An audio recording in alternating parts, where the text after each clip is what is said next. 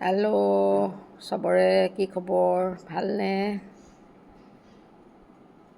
পুৱাৰ বাৰ্তা এটা দিওঁ মানে কওঁ আমাৰ মানুহৰ এটা স্বভাৱ।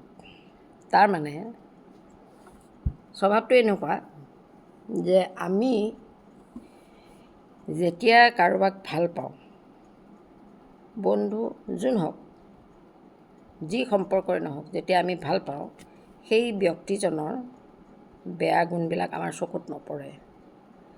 আমি ইগন'ৰ কৰোঁ সেইবিলাক। কিন্তু সেই একেজন ব্যক্তিকে যদি আমি বেয়া পাবলৈ হয় বা আমি কিবা কাৰণত বেয়া পাওঁ, তেতিয়া সেই ব্যক্তিজনৰ বেয়া গুণবিলাকহে আমাৰ চকুত পৰে, তেওঁৰ ভালবিলাক আমি পাহৰি যাওঁ। এইটো আমাৰ মানুহৰ স্বভাৱ।